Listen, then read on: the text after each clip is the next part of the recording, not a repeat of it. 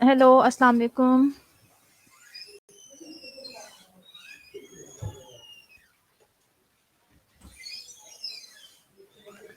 आवाज़ आ रही है मेरी बेटा? I am audible to all of you? जल्दी जल्दी से ज्वाइन कर लें ताकि हम लेक्चर स्टार्ट करें। कैसे हैं आप सब? गुड इवनिंग सना। वालेकुम अस्सलाम नीलम, फातिमा, जेनिफर। वालेकुम अस्सलाम गजाला, तीजा। आवाज़ आ रही है मेरी? ओके, ठीक है, गुड।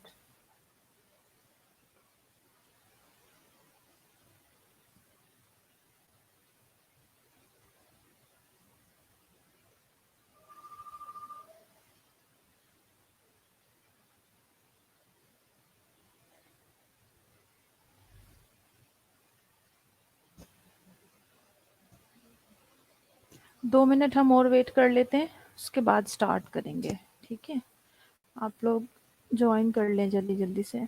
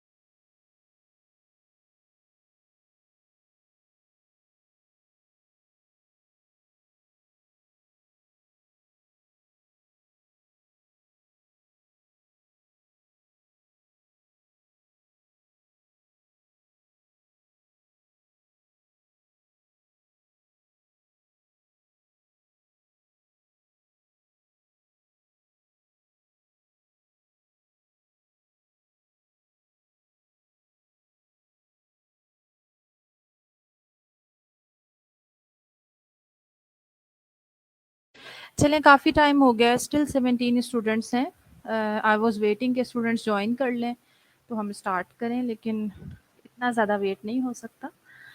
थोड़ा सा पोस्ट रीडिंग हो जाए। बेटा मैं बोल नहीं रही थी इसलिए आवाज़ नहीं आ रही थी। I was waiting for students.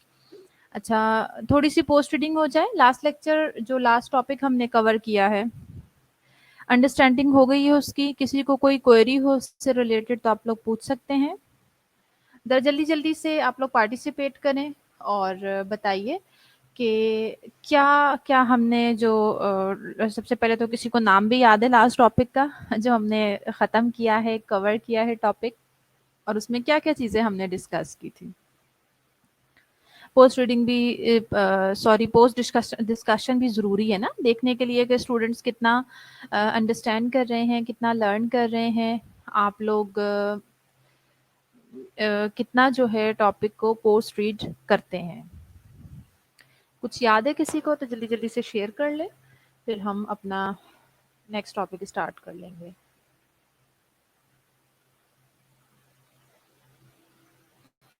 अब आवाज आ रही है बेटा सबको मेरी?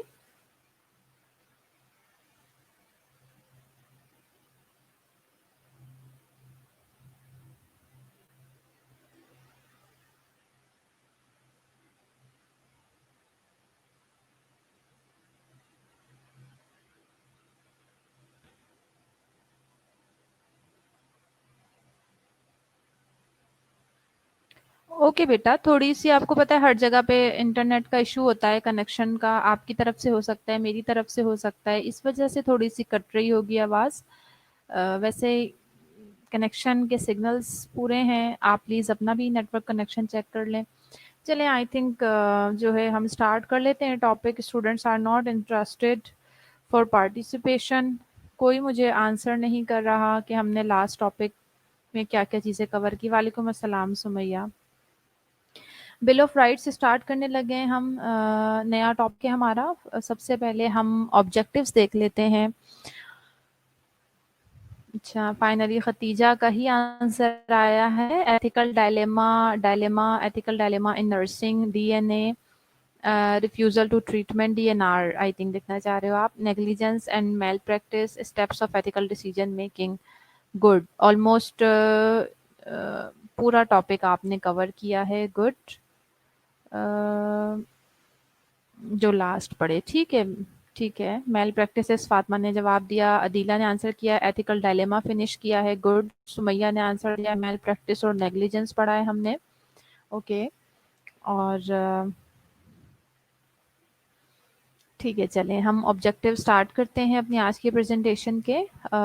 Agenda of our presentation, our session is define rights and bill of rights, discuss patient's bill of rights and type of rights, explain the purposes of executing patient's bill of rights, explain patient's bill of rights in a tertiary healthcare facility, describe the role of nurse in relation to bill of rights, and list the rights of patient in a bill of rights. Sagul Lala ने भी answer किया है हमें, ethical dilemma in nursing, negligence, malpractices. Neelam ने भी answer किया है, ethical dilemma. ठीक है, गुड। चलें जी, सबसे पहले तो जो बिल ऑफ राइट्स हमारा टॉपिक है, नाम से हमें समझ आ रहा है बिल क्या होता है। बेसिकली किसी भी चीज़ की डिटेल होती है। बिल ऑफ राइट्स है means obviously we will discuss about our patient as we all are nurses. तो जो पेशेंट्स होते हैं उनके राइट्स जो हैं, पेशेंट के राइट्स से रिलेटेड जो एक बिल होता है जिसमें इंक्लूड होता है कि ये पेशेंट के राइट्स होने चाहिए, वो हम डिस्कस करेंगे। बेसिकली ऑब्जेक्टिव्स मैंने आपके साथ शेयर कर लिए हैं। फर्स्ट ऑफ ऑल डेफिनेशंस देख लेते हैं। Rights, rights are the fundamental normative rules about what is allowed of people or owed to people according to some legal system, social convention or ethical theory. सबसे पहले right की definition discuss कर लेते हैं। rights basically क्या है? rights are fundamental normative rules हैं। fundamental किसे कहते हैं बेटा? basic, ठीक है। तो बेसिक नॉर्मेटिव रूल है। नॉर्मेटिव का क्या मतलब होता है? Related to norms. सिंपली हमें वर्ड से समझ आ रहा है। तो rights basically basic normative rules होते हैं अबाउट, किस चीज के बारे में वो रूल्स होते हैं? About what is allowed of people, लोगों को क्या चीज या क्या काम करने की इजाजत है।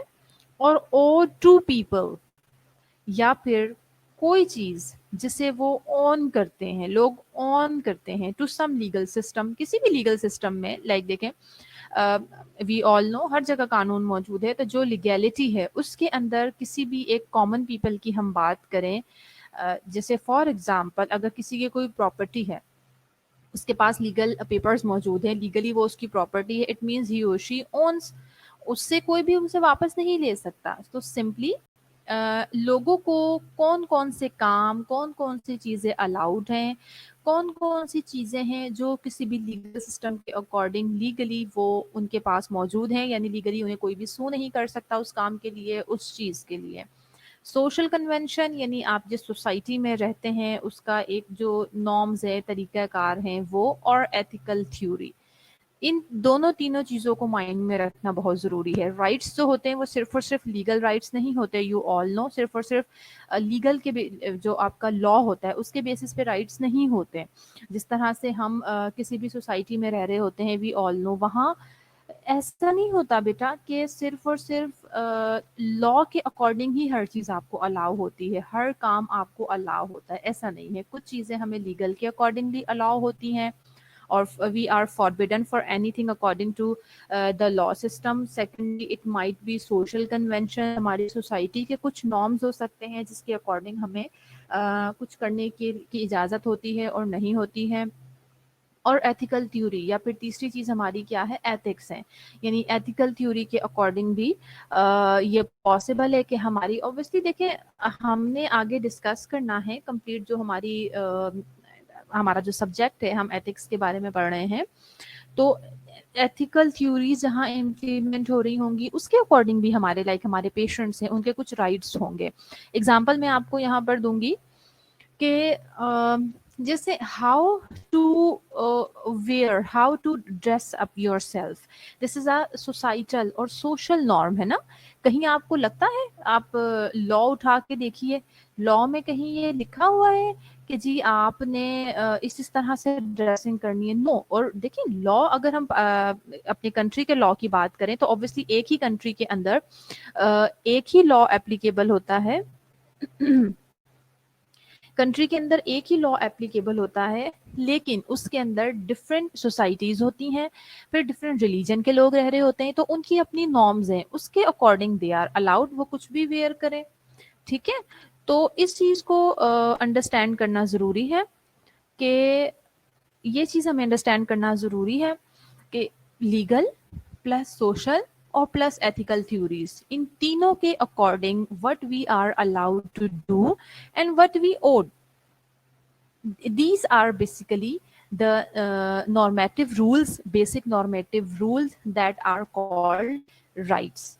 Now bill of rights, a bill of rights sometime called अच्छा क्लियर हो गया बेटा, राइट की डेफिनेशन आपको समझ आ गई? इतना डिटेल में समझाने का ये मकसद था कि वर्डली तो ठीक है, वी ऑल नो, कोई ऐसी इसमें बात नहीं है जो समझ ना आ सके। वी ऑल नो के राइट्स क्या हैं, जनरली भी हम लैंग्वेज यूज कर रहे होते हैं, जनरली भी हम ये वर्ड यूज कर रहे होते हैं, लेकिन पता होना चाहिए हमें जो डिक्शनरिकल डेफिनेशन है उसकी एक्सप्लेनेशन है, एक्सप्लोरेशन है, वी शुड नो, ताकि हम किसी को डिफाइन कर सकें। ठीक है फातिमा, गुड। अब बिल ऑफ राइट्स को देख लेते हैं। A bill of rights sometime called a declaration of rights और a charter of rights is a list of the most important rights to the citizens of a country.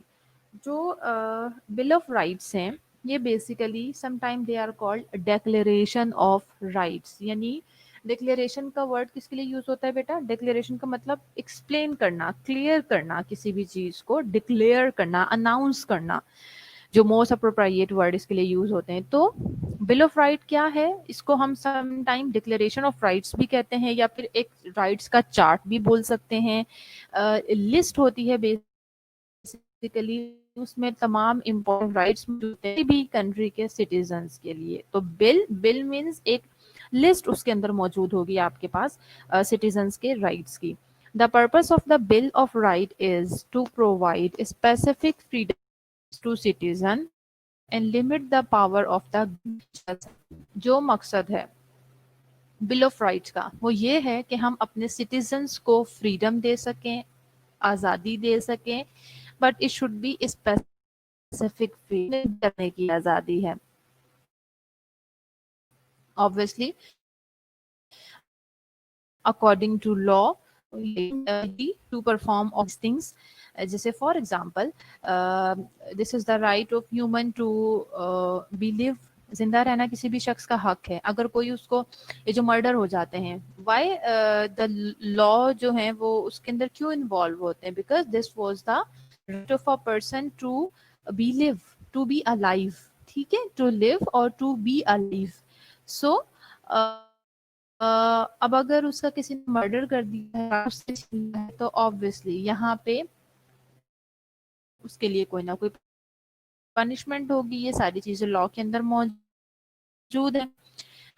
Plus second purpose क्या है? Limit the power of the, वो भी law के under आते हैं, उनके ऊपर भी लॉ एप्लीकेबल होता है। ठीक है, सो सेकंड पर्पस यही है कि जो भी हमारी गवर्नमेंट है, गवर्नमेंट में मौजूद लोग हैं, उनकी पावर को लिमिट करना। ठीक है, उनकी जो भी पावर है उससे लिमिट करें। इसका मतलब क्या है देखें, गवर्नमेंट में बहुत सारे लोग हो सकते हैं। अब जैसे हम बात कर लेते हैं कि प्राइम मिनिस्टर की बात कर लेते हैं, वो एक सीट के ऊपर है। अब इट डजंट मीन कि वो किसी के भी साथ कुछ भी करेगा। नो, जो लॉ है वो सबके ऊपर एप्लीकेबल है, लॉ बनाने वालों के ऊपर भी एप्लीकेबल है।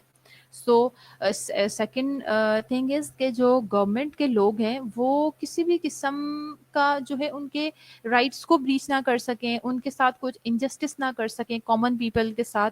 ये बेसिकली आपके पर्पसेस हैं बिल ऑफ राइट्स के।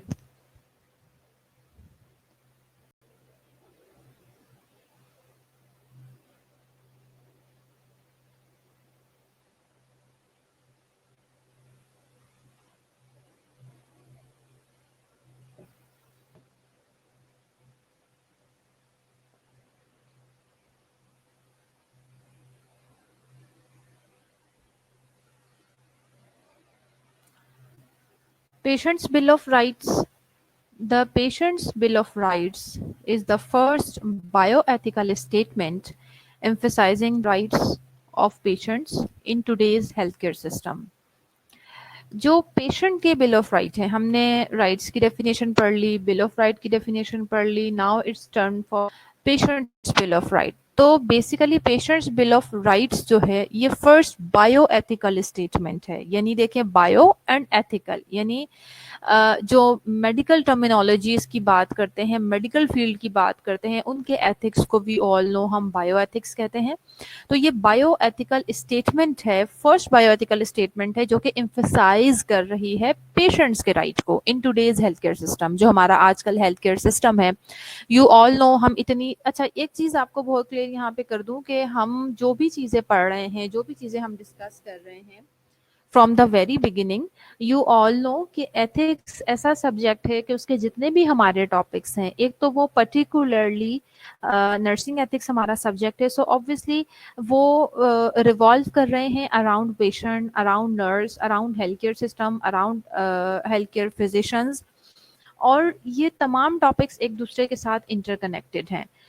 तो जो हमारा हेल्थ केयर सिस्टम है, आपको पता है कि रिसर्च के बारे में हमने डिस्कशन की कि रिसर्च में हम जो हमारे पेशेंट्स होते हैं उनको इन्वॉल्व कर लेते हैं, बट उनकी परमिशन नहीं होती, कॉन्सेंट नहीं होता, या फिर कॉन्सेंट होता है तो हमने उन्हें क्लियर नहीं किया होता कि what is the experiment which we will perform on you, what we are expecting from you, or what are the bad consequences or side effects which you may have due to this experimental study। तो ये सारी चीज़ें क्या हैं, we have already discussed कि ये सब rights हैं पेशेंट के। तो आजकल का हेल्थ केयर सिस्टम जितना ज़्यादा चेंज हो चुका है, उतना ही ज़्यादा उसके अंदर जो चेंजेस के साथ साथ we are violating the rights of our patient. So obviously आजकल के हेल्थ केयर सिस्टम के लिए पेशेंट बिल ऑफ राइट जो है ये सबसे पहली और इम्पॉर्टेंट बायो एथिकल स्टेटमेंट है जो एम्फसाइज कर रही है बेसिकली हमारे पेशेंट के राइट्स के लिए। It refers to the legal rights of patients, such as the right to know about treatment details, to decide whether to take a treatment or refuse, to inform consent before performing any procedure, and to be clarified। अब इसमें it refers two means इसमें वो तमाम हमारे legal rights, हमारे patients के, मरीजों के वो तमाम लीगल राइट्स इसके अंदर इंक्लूड होंगे। Some examples are here that it is the right of a patient that he or she should know about the treatment which is being given to the patient. He or she should know. Then not only the treatment, the details of the treatment. Patient should know that particular injection or tablet he or she has to take it twice daily, or the injection will be administered to him or her thrice daily or twice daily. What is the dose, and what can be the side effects of that particular medication, what are the indications why this medication is being administered to the patient. These all comes under the treatment details. These should be known by the patient. This is the legal right of the patient, same as to decide whether to take treatment or refuse. This is the right of the patient, whether he or she wants to take the treatment or he or she has the right to refuse. To informed consent before performing any procedure, कोई भी procedure perform करने से पहले informed consent complete detail बतानी ज़रूरी है अपने patient को, उसके जो हम ऑलरेडी डिस्कस कर चुके हैं बहुत डिटेल में इन्फॉर्म्ड कंसेंट के बारे में। एंड टू बी क्लैरिफाइड, किसी भी चीज़ से रिलेटेड, वेदर ट्रीटमेंट है, इन्फॉर्म्ड कंसेंट है, कोई भी चीज़ है, उस चीज़ की क्लैरिफिकेशन बहुत ज़रूरी है। A patient has two types of rights: the moral and ethical rights, such as the right to privacy, and the legal rights, such as the right to treatment. यहाँ पे हम थोड़ा सा अगर इसे डिवाइड कर लें तो we can broadly divide the rights of the patient into two broader categories: moral और एथिकल राइट्स। एग्जाम्पल दी है आपको, right to privacy, and second one is legal rights, patient के जो लीगल राइट्स हैं, like right to treatment, like जिसके लिए वो आपको सू कर सकता है, किसी भी अदालत में, किसी भी कोर्ट में आपको सू कर सकता है। ठीक है बेटा, आवाज क्लियर है और हो रही है, कोई प्रॉब्लम तो नहीं किसी को?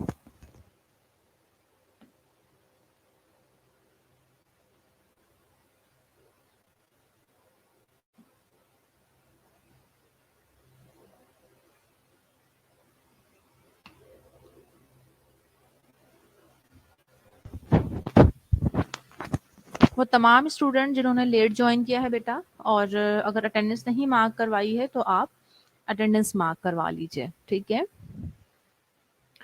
Now purposes of executing patients bill of right. Bill of right तो बन गया समझ भी आ गई कि क्या क्या इसके अंदर राइट्स जो है वो प्रेजेंट है फॉर पेशेंट।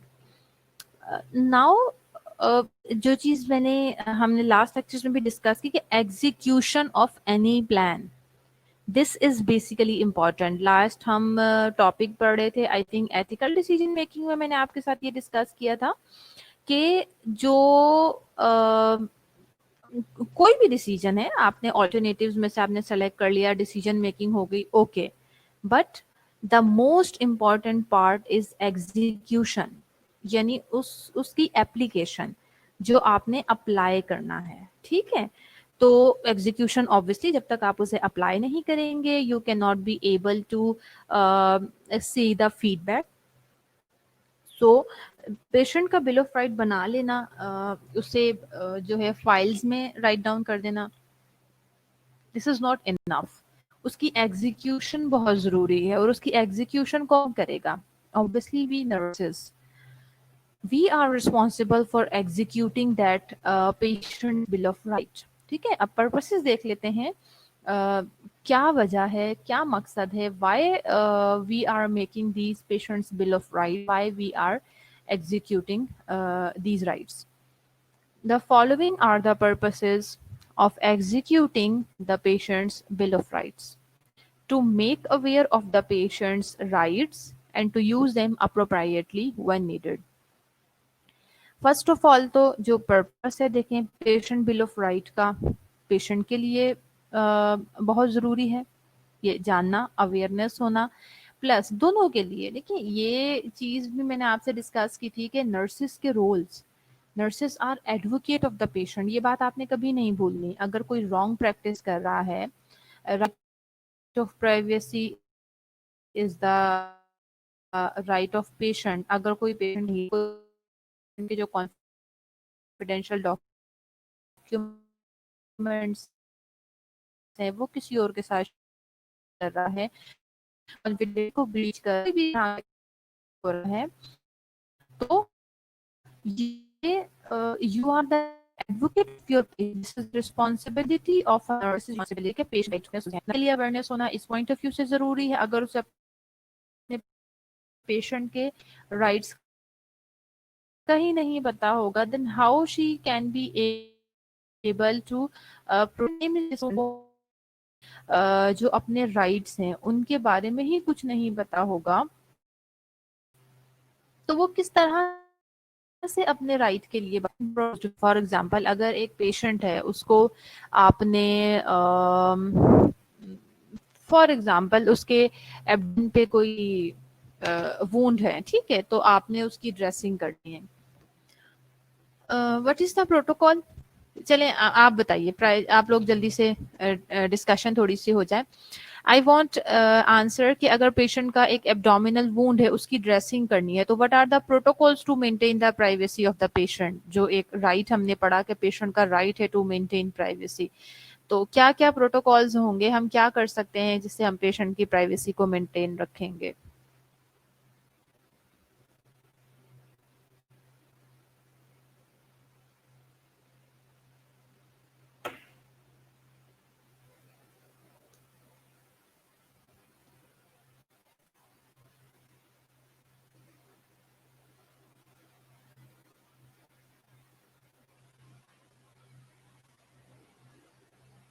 ओके, जेनिफर ने आंसर दिया है स्क्रीन लगा के, ठीक है, गुड। और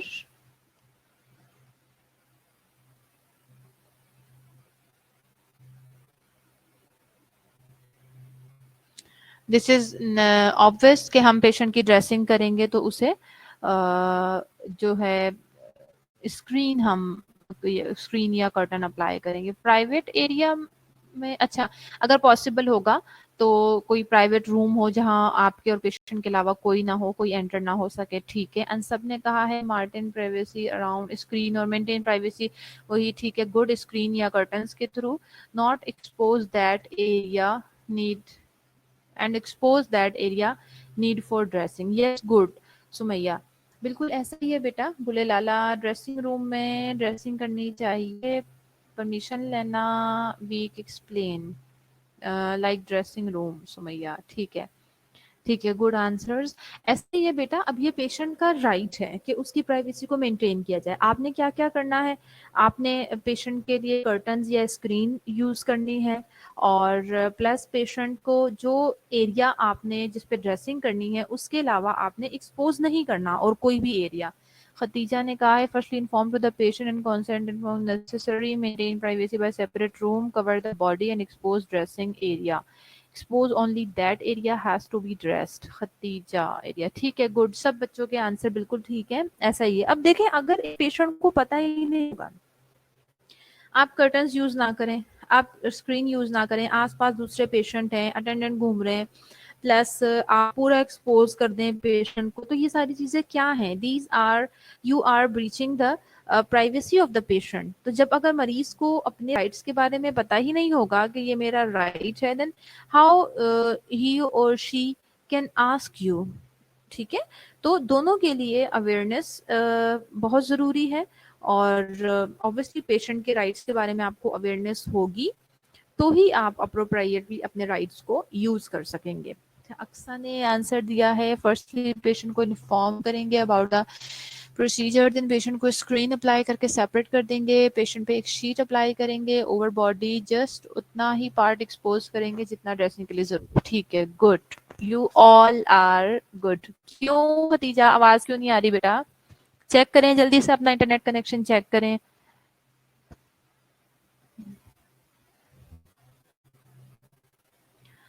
चलें, अब हम नेक्स्ट देख लेते हैं purpose, to ensure patients dignity and respect and to improve the self esteem, this is the purpose of executing patients bill of right. Patient की डिग्निटी को इंश्योर कर सकेंगे आप, जैसे मैंने आपको बताया कि जब आप पेशेंट की प्राइवेसी का ख्याल रखेंगे, उसकी कॉन्फिडेंशियलिटी का ख्याल रखेंगे। गुलेलाला को आ रही है, हक्सा को स्टक होके आ रही है, तो बेटा ये सिग्नल्स का ही इशू होता है, तो आप लोग देख लें, ठीक है। चलें, इंश्योर करने के लिए जब हम ये सारी चीजें मेंटेन करेंगे तो ऑब्वियसली हम क्या कर रहे हैं, हम खतीजा आपके पास तो ऐसा इशू नहीं होता बेटा, इसको तो रिफ्रेश करके देख लें आप, बाकी बच्चों को तो आवाज आ रही है, आप रिफ्रेश कर लें एक दफा। इंश्योर करना है, जब हम इन सारी चीज़ों को फुलफिल करेंगे तो ऑब्वियसली हम अपने पेशेंट की डिग्निटी को इंश्योर कर रहे हैं। We are giving respect to our patient by fulfilling their rights. And obviously अगर आप किसी की जैसे मैंने एक प्राइवेसी की एग्जांपल दी, अगर आप किसी पेशेंट की जो है प्राइवेसी का ख्याल करेंगे तो अल्टीमेटली उसकी सेल्फ स्टीम हाई होगी, ही और शी विल रिस्पेक्ट यू, आप पे ट्रस्ट करना शुरू करेगा आपका पेशेंट।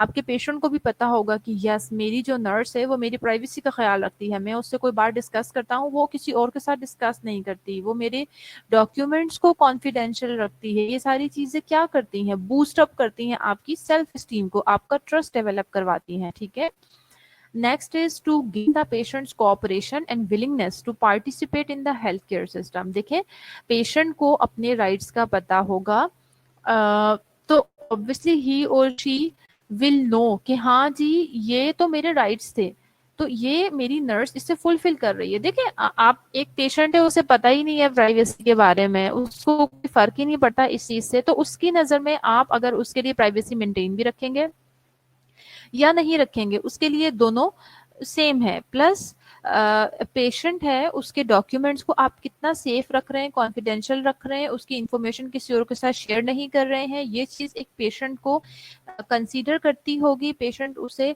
इम्पोर्टेंस देता होगा, तो ही वो अंडरस्टैंड कर सकेगा ना कि ये जो नर्स है या डॉक्टर है ये अपनी ड्यूटी फुलफिल कर रहा है, ही और शी कैन ट्रस्ट यू। अगर किसी एक शख्स को पता ही नहीं होगा कि मेरे राइट्स क्या हैं, तो उसकी नजर में आप उसके लिए राइट्स फुलफिल कर रहे हैं या नहीं कर रहे हैं दोनों एक ही बात है।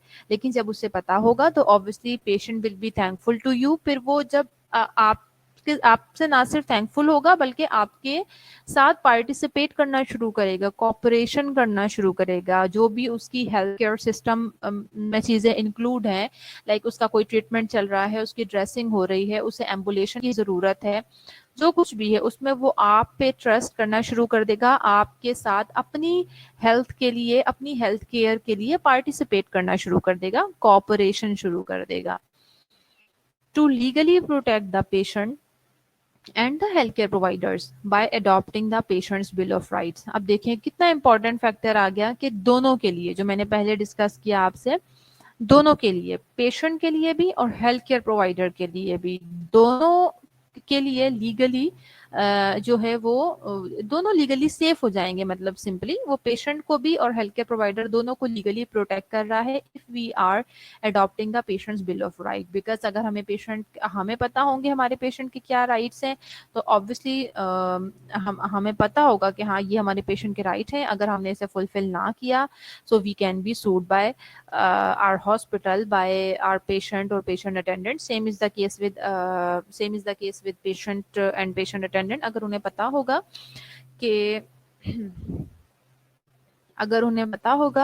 कि जी हमारे ये राइट्स हैं, तो ही ऑब्वियसली अगर उनके साथ कुछ राइट्स फुलफिल नहीं हो रहे हैं तो ही वो सू कर सकते हैं, नहीं पता होगा तो जाहिर है वो नहीं कर सकते। To improve the patient's trust, faith and confidence towards the healthcare provider। Trust, faith, ये बातें तो हमने पहले भी डिस्कस कर लिए। देखें कॉन्फिडेंस, जितना ज्यादा आप किसी पे ट्रस्ट करना शुरू करेंगे उतना ही ज्यादा आपके अंदर कॉन्फिडेंस बिल्ड होगा। कैसे? देखें पेशेंट के पॉइंट ऑफ व्यू से बात करूंगी, जब आप अपने नर्सेज हो गई, डॉक्टर्स हो गए, जब आप उनके ऊपर फेथ करने लगते हैं, उनके ऊपर ट्रस्ट करने लगते हैं, तो ऑब्वियसली आप उनके साथ अपनी जो प्रॉब्लम्स हैं, जो भी इश्यूज हैं, आप उनके साथ फ्रीली उन्हें डिस्कस कर सकते हैं ना, उनका शेयर कर सकते हैं।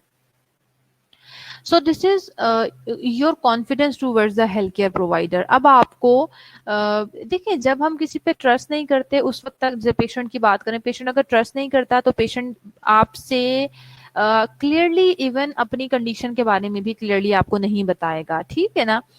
लेकिन जब पेशेंट को ये बिलीव हो जाएगा, वो आपके ऊपर ट्रस्ट करने लगेगा, उससे बिलीव हो जाएगा कि जी आप तो उसकी बात किसी और के साथ शेयर ही नहीं करते, तो जो उसकी मेडिकल कंडीशन भी होगी, उसको कोई सिम्टम्स होंगे, कोई भी ऐसे साइंस होंगे, तो वो आपके साथ ओपनली डिस्कस करेगा। अब वो हेजिटेट नहीं करेगा, कॉन्फिडेंटली चीजें आपके साथ डिस्कस भी करेगा, और आप जो उसे केयर प्रोवाइड करें उसके लिए भी वो कॉन्फिडेंट होगा।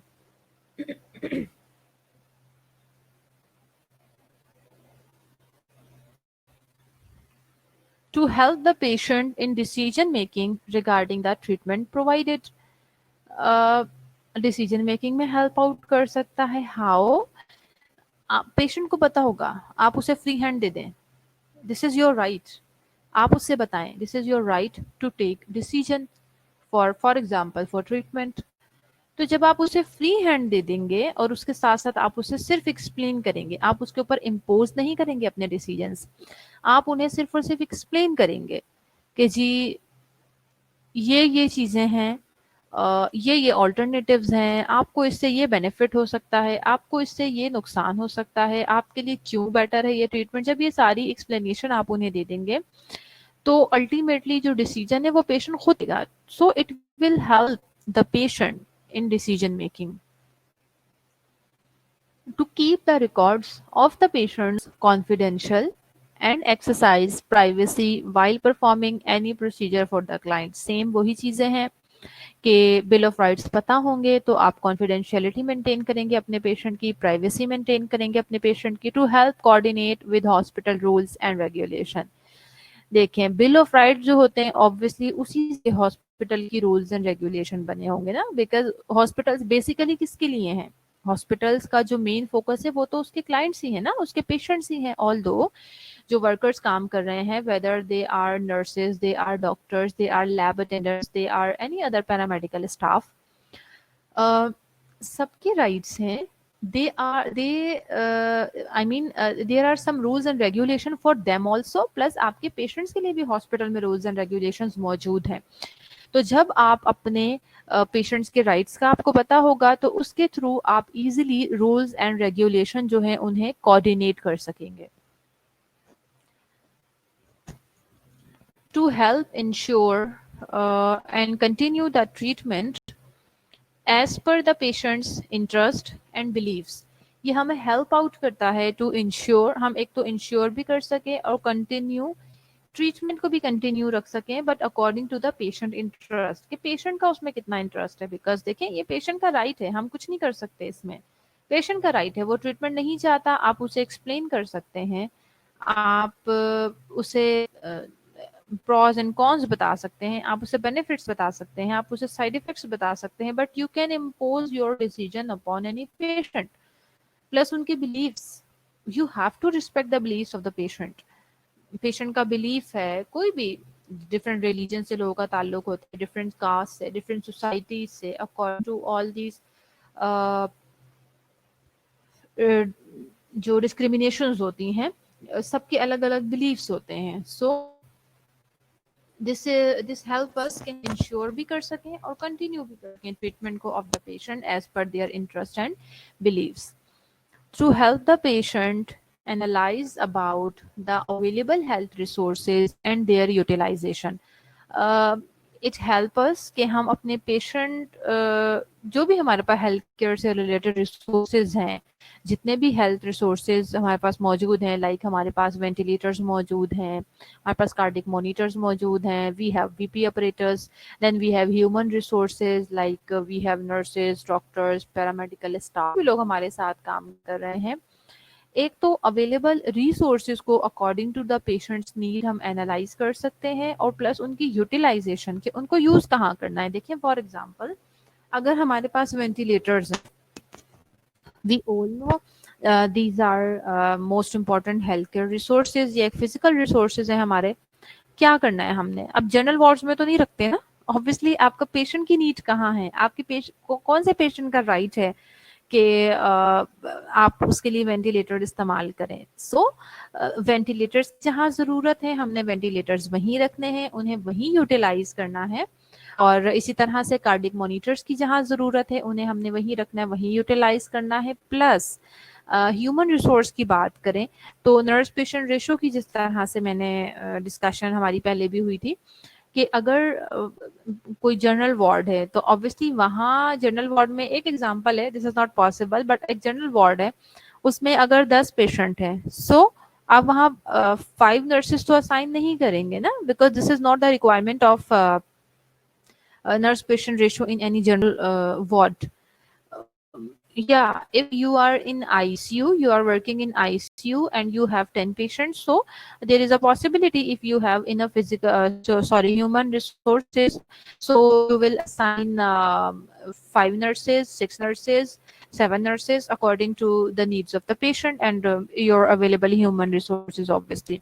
So जो patients के bill of rights हैं, they help us out that first of all we have to analyze the situation of the patient and condition of the patient, and then accordingly we have to allocate the health resources and ensure their utilization.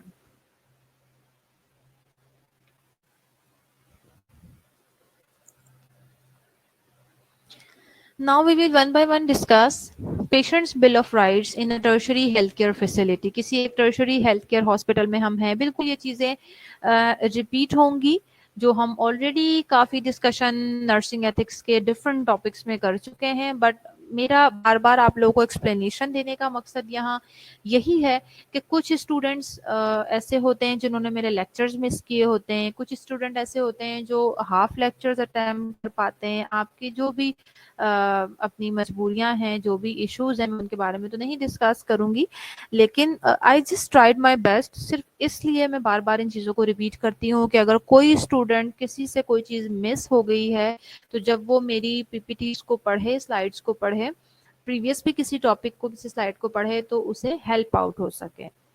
The bill of rights allow the patients to their rights including the following: right to admission.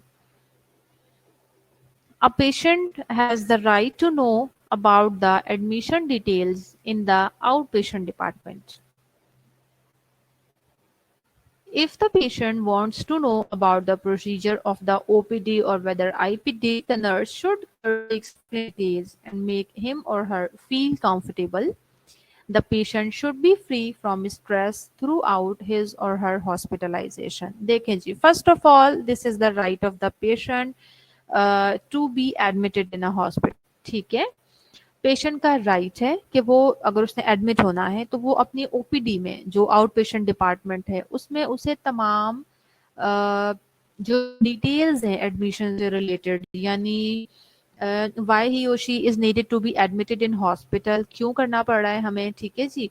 और अगर किसी surgery के लिए कर रहे हैं तो detail बताएं उन्हें कम से कम कॉमन लैंग्वेज में कि सर्जरी में क्या किया जाएगा आपके साथ और उस सर्जरी से आपको क्या बेनिफिट होगा। प्लस एक एस्टिमेशन उनको दे दिया जाता है कि जी इतने दिन का आपका स्टे हो सकता है और किस क्या क्या हमारे पास फैसिलिटी मौजूद है, like we have wards, we have semi private rooms, we have private rooms. ये सारी डिटेल आप उनके साथ शेयर करें ताकि उन्हें प्लस उसके साथ साथ उसके जो एक एस्टिमेटेड फाइनेंशियल जो कॉन्स्ट्रेंट्स आ सकते हैं पेशेंट के ऊपर, उसके वो आप उनके साथ डिस्कस करें कि ये फाइनेंशियल कॉन्स्ट्रेंट्स आ सकते हैं ताकि पेशेंट के लिए डिसीजन मेकिंग इजी हो सके। देखें, एक पेशेंट आपके पास ओपीडी में आए, आप उसको एडमिशन लिख के दे दें, आप उसको एडमिशन लिख के दे दें, प्राइवेट रूम में लिख के दे दें, और आप उसको ना बताएं कि जी आपके पास और कौन कौन सी फैसिलिटीज मौजूद हैं, लाइक सेमी प्राइवेट या प्राइवेट रूम्स मौजूद हैं, ये आप शेयर ना करें। प्लस आप उसको and may be there are some patient like उन्हें इवन इन चीज़ों का डिफरेंस भी नहीं पता होगा, व्हाट डज इट मीन्स के जी जनरल वार्ड में एडमिट होना है, ये सेमी प्राइवेट या प्राइवेट में, तो उसका डिफरेंस भी बताना it's your responsibility, what does it mean, इनमें डिफरेंस क्या है। प्लस आप उसे ये ना बताएं कि जी उसको फाइनेंशियली कितना कॉन्स्टेंट होगा, मे बी ही और she might not be able to even tolerate the expenses of general ward in any private hospital. So ये उसके लिए तो अब उसको ये सारी चीजें अगर आप नहीं बताएंगे तो सोचे उसके लिए डिसीजन मेकिंग कितनी ज्यादा मुश्किल हो जाएगी। So this is your responsibility कि ओपीडी में अगर आपके पास पेशेंट आया है, although it's the right of the patient to be admitted in hospital, but आप उसे कंप्लीट डिटेल बताएं। देखिए, सम टाइम फिर ऐसी सिचुएशन भी होती है कि कुछ लोग बिल्कुल अफोर्ड ही नहीं कर सकते, तो उसमें आप उन्हें अच्छा मशवरा दें, आप उन्हें सजेस्ट करें, आप उन्हें गवर्नमेंट हॉस्पिटल्स के लिए सजेस्ट कर सकते हैं, या फिर कुछ फंड रेजिंग जिन हॉस्पिटल्स में होती है आप उसके बारे में उनके साथ शेयर कर सकते हैं अपनी इंफॉर्मेशन। तो ये सारी चीज़ें ओपीडी में अपने पेशेंट को ये तमाम डिटेल्स देना बहुत ज़रूरी है। और इसी तरह से ओपीडी में भी इवन मैम जी, उन्हें तो ये भी बताया जाता कि आपका एडमिशन किया है, बस कहते हैं फ्ला वार्ड में। जी गुल्लाला, यही बात मैं डिस्कस कर रही हूँ। देखिए मैंने आपके साथ कितने सारे पॉइंट्स डिस्कस किए ना, कि एक ओपीडी है सिंपल, उसमें आपके पास पेशेंट आया है अपनी किसी भी प्रॉब्लम के साथ, और अगर आपको उसे एडमिट करना पड़ गया है, तो देखिए एक एडमिशन के लिए अभी और बहुत सारी चीजें हैं जो हम डिस्कस कर सकते हैं। लेकिन अभी देखें मैंने आपके साथ कितनी सारी चीजें डिस्कस की हैं कि पेशेंट को इससे रिलेटेड ये सारी चीजें हमें एक एडमिशन से रिलेशन को बतानी चाहिए। और देखिए आपने अपना एक्सपीरियंस शेयर किया, बिल्कुल आपने ये चीजें ऑब्जर्व की होंगी कि उन्हें इवन ये तक नहीं बताया जाता कि एडमिशन किया है, बस बोल दिया कि जी आप फलां वार्ड में चले जाएं। मैंने आपसे कहा ना, देखें किसी के पास पैसे नहीं है, जरूरी तो नहीं है कि आपको पता है एडवांस लिया जाता है, जरूरी तो नहीं है कि कोई घर से लाखों रुपए अपनी पॉकेट में रख के लाता है। कोई अफोर्ड कर सकता है, नहीं कर सकता, हमें ये चीजें डिस्कस करनी चाहिए।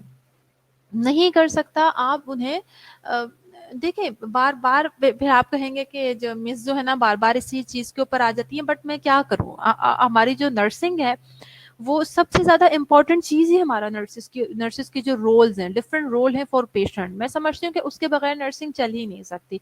अब नर्सिस का एक रोल है advocacy plus communication plus caring, ये सब कुछ क्या है? ये आपका केयरिंग एटीट्यूड होगा, आपके अंदर केयर होगी फॉर योर पेशेंट, तो ही आप उन्हें एक्सप्लेन करेंगे ना कि जी आप उनसे पूछेंगे कि आपको आप ये हमारी फैसिलिटीज हैं, इतना इतना एक्सपेंसेस के ऊपर आएगा, आप इसको अफोर्ड कर सकते हैं या नहीं कर सकते, नहीं कर सकते तो आपके पास ऑल्टरनेटिव होने चाहिए अपने पेशेंट को गाइड करने के लिए। ठीक है ना? ये नहीं कि जिस तरह से आजकल एक, सॉरी टू से, लेकिन हेल्थ केयर प्रोफेशन को जो just they are using it, बहुत सारे लोग they are using it just for the sake of profit, तो मनी मेकर ना बनाए। आपका पेशेंट नहीं अफोर्ड कर सकता तो आपके पास दूसरे ऑल्टरनेटिव्स मौजूद होने चाहिए जिसमें आप अपने पेशेंट को गाइड कर सकें। इसी तरह से अगर पेशेंट को ओपीडी से रिलेटेड भी, लाइक आईपीडी हमने डिस्कस कर लिया, ओपीडी में पेशेंट समटाइम आपके पास कुछ लोग ऐसे होते हैं जिन्हें ओपीडीज का भी नहीं पता होता, या फिर वो किसी एक ओपीडी में आए होते हैं चेकअप करवाने के लिए, उन्हें किसी दूसरी ओपीडी में भी चेकअप करवाना होता है या उन्हें रेफर किया जाता है। तो ये सारी चीजें इवन ओपीडी में भी आपके पास पेशेंट आए, आप उसके साथ एक अच्छी गुड कम्युनिकेशन, जैसे खतीजा ने यू वर्ड यूज किया, आप उसके साथ अच्छी कम्युनिकेशन करते हैं तो ऑब्वियसली वो पेशेंट अपनी जो भी प्रॉब्लम होती है ओपीडी में, जो बात वो आपसे करने आया है वो भी कंफर्टेबली वो अपनी सारी जो प्रॉब्लम्स हैं, चीज़ें हैं, उन्हें डिटेल्स में आपके पास एक्सप्लेन कर सकता है।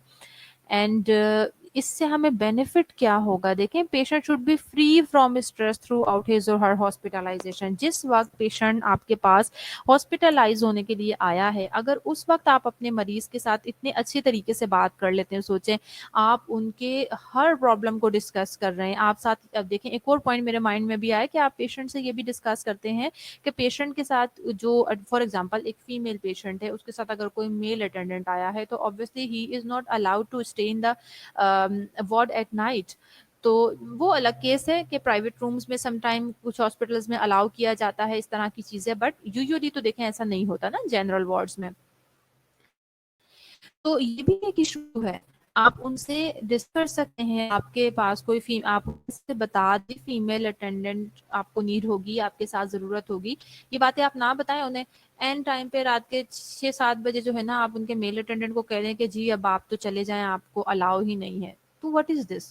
तो ये सारी चीज़ें जब एक पेशेंट के साथ आप इनिशियल स्टार्ट के ऊपर अच्छे से ये सारी चीज़ें डिस्कस कर लेंगे तो ऑब्वियसली जो आपका पेशेंट होगा he will be stress free अपने पूरे हॉस्पिटलाइजेशन, क्योंकि देखिए एक उसका स्टार्ट अच्छा हुआ है ना, उसको बहुत अच्छा सा एक रिस्पांस मिला है, अच्छी सी कम्युनिकेशन इनकाउंटर हुई है उसकी, तो ऑब्वियसली वो यही सारी चीज़ें आपने प्रोग्रेस करनी होंगी वाइल पेशेंट आपके पास आईपीडी सर्विसेज ले रहा है। तो पेशेंट का जो हॉस्पिटलाइजेशन का एक जो हॉस्पिटलाइजेशन का फोबिया होता है वो भी कम होगा और पेशेंट आपका स्ट्रेस फ्री रहेगा। खतीजा ने हमारे साथ क्या डिस्कस किया है? मैम, इंटरनेशनल लेवल के हॉस्पिटल्स में यही सब फॉलो होता है और ट्रेनिंग दी जाती है स्टाफ को।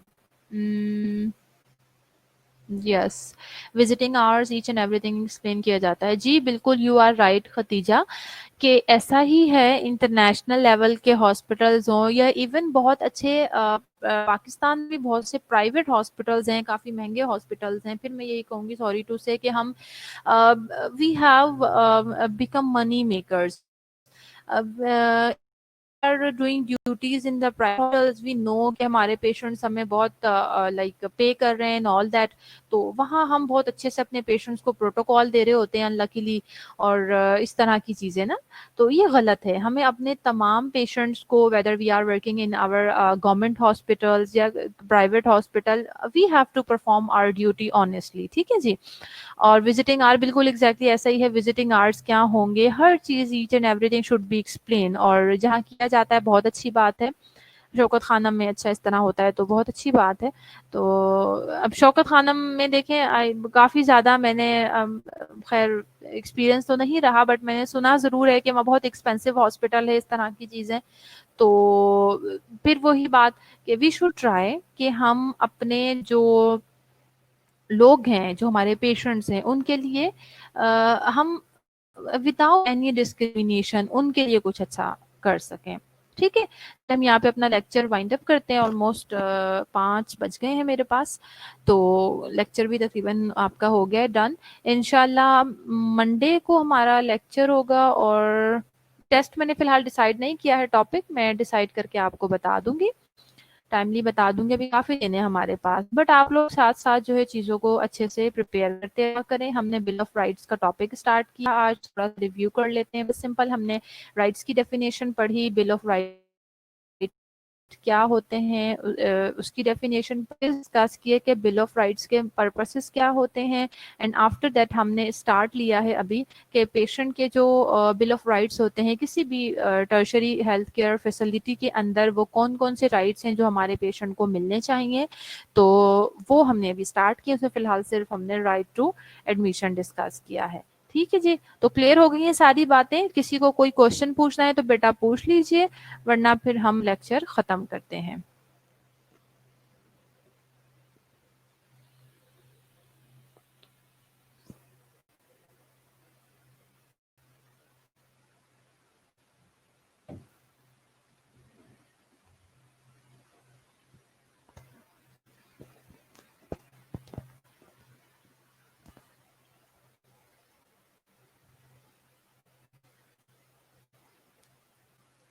कोई क्वेश्चन नहीं है किसी का? ओके खतीजा, और किसी का कोई क्वेश्चन नहीं है बेटा?